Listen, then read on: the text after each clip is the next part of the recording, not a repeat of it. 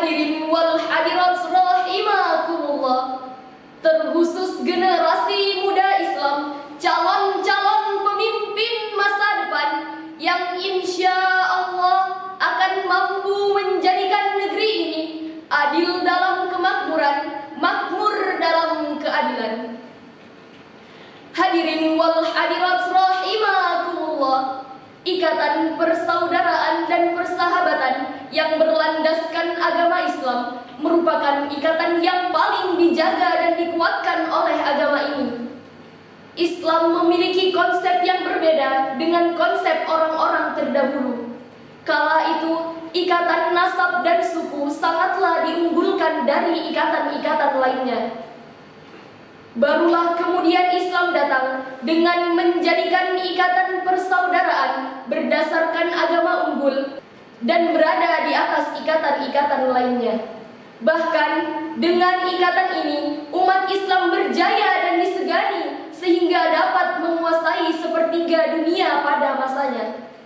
Namun hadirin, belakangan ini kita lihat perpecahan yang terjadi di tengah umat Islam. Satu kelompok menyalahkan kelompok yang lain, satu kelompok menyesatkan kelompok yang lain dikarenakan masalah khilafiyah mu'tabarah, sehingga satu muslim mendiamkan muslim yang lain, sehingga marwah Islam bisa hilang karenanya, dan musuh-musuh Islam pun semakin berani untuk memerangi Islam itu sendiri. Maka hadirin, atas dasar inilah tertarik hati kami bertiga menyampaikan syarahan Al-Quran dengan judul Merajut Ukhuwah Meraih Berkah. Sebagai landasan awal dalam Al-Quran, surah Al-Hujurat ayat 10 sebagai berikut.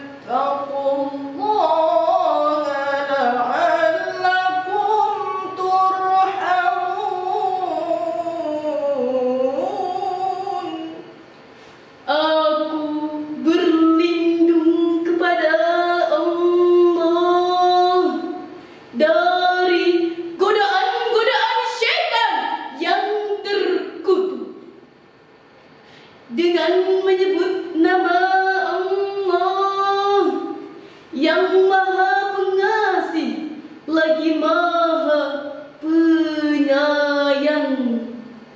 Sesungguhnya orang-orang mukmin itu bersaudara.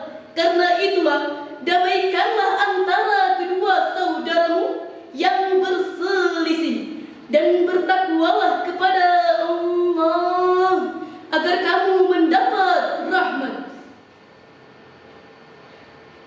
Hadirin wal hadirat rahimakumullah,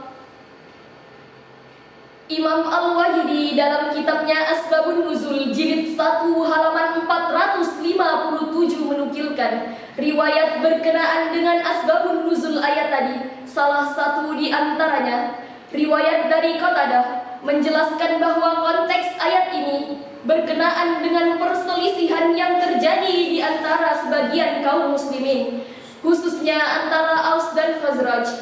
Sesudah masuk Islam, mereka masih ada sisa-sisa kebencian jahiliyah di antara mereka. Lalu Allah turunkan ayat ini untuk menegaskan bahwa mereka semua adalah saudara seiman. Hadirin wal hadirat rahimakumullah, Al-Imam Ismail bin Umar bin Katsir dalam tafsirnya Tafsirul Quranil Azim jilid 7 halaman 372 menjelaskan bahwa Allah menegaskan ikatan iman lebih kuat daripada ikatan nasab. Oleh karena itu, jika ada perselisihan, wajib diselesaikan dengan perdamaian. Hadirin, bukankah pepatah mengatakan, tak kenal maka tak sayang, Tak sayang tentu tak cinta. bersatu kita kokoh, berseteru kita roboh. Dari Anas bin Malik radhiyallahu anhu, Rasulullah sallallahu alaihi wasallam bersabda, "La tahasadu wa la tabaghadu wa la taqata'u wa kunu ibadallahi ikhwanan." Janganlah kalian saling mendengki, janganlah saling membenci, janganlah saling memutuskan hubungan, dan jadilah kalian hamba-hamba Allah yang bersaudara. Hadis riwayat Bukhari dan Muslim. Dari hadis ini menegaskan larangan sikap yang merusak ukhuwah, permusuhan, kebencian, dan saling memutuskan hubungan adalah racun ukhuwah. Sebaliknya, kita diperintahkan untuk menjadi hamba Allah yang saling mencintai. Hadirin wal hadirat rahimakumullah, keberagaman dalam masalah khilafiyah hendaknya dijadikan sarana untuk mempersatukan persaudaraan di masyarakat, bukan malah menjadi isu yang membuat kita pecah dan tidak bertenggang rasa, membuat kita berada di ambang bencana.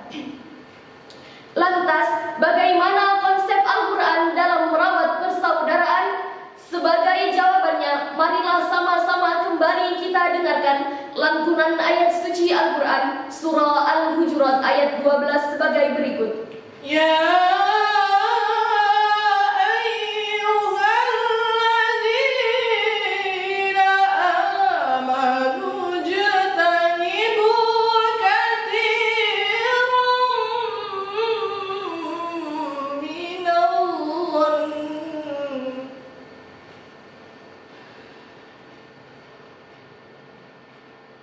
Inna ba'dadh-dhanni ithmu wa la tajassasu wa la yaghtab ba'dukum ba'dhan.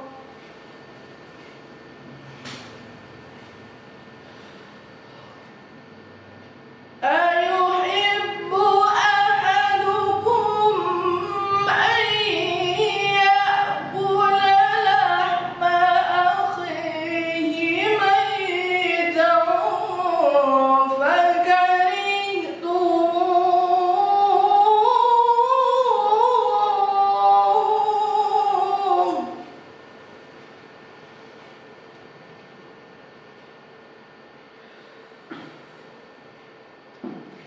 واتقوا الله إن الله تواب رحيم.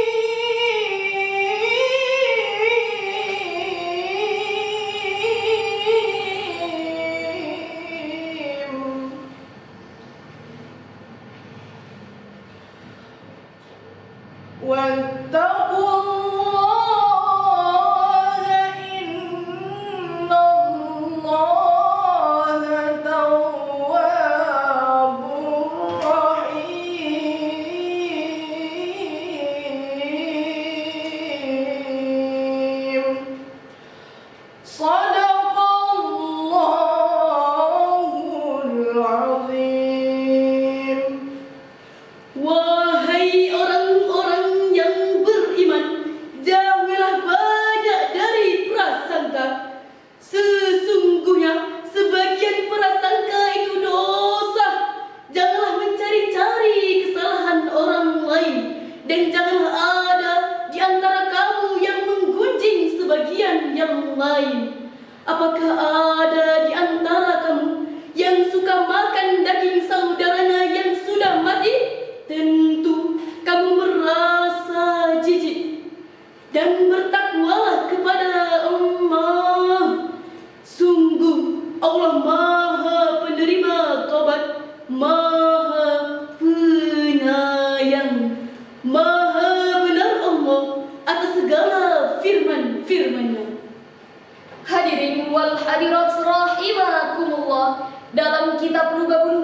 fi Asbabin Nuzul karya Imam Jalaluddin As-Suyuti di dalam tafsirnya Jalalain jilid 1 halaman 234 menjelaskan, di antara sebab turunnya ayat ini berkenaan dengan kisah 2 orang menyuruh Salman menyiapkan makanan. Karena tidak ada persediaan, ia menghadap Nabi SAW. Nabi menyuruhnya ke Usamah bin Zaid atau pengelola Baitul Mal, tetapi saat itu memang tidak ada. 2 orang tadi pun menggunjing Salman. Nabi SAW bersabda bahwa mereka telah memakan daging saudara mereka. Lalu turun ayat wala yaghtab ba'dukum ba'dha. Hadirin wal hadirat rahimakumullah. Dari uraian di atas, sekiranya dapat ditarik beberapa kesimpulan. Pertama, merajut ukhuwah berarti mengikat kembali tali persaudaraan yang mungkin mulai renggang. Kedua, ukhuwah memiliki beberapa bentuk: ukhuwah Islamiyah, ukhuwah wataniyah, dan ukhuwah basyariyah. Wallahul muwaffiqu ila aqwamit thariq. Wassalamu alaikum warahmatullahi wabarakatuh.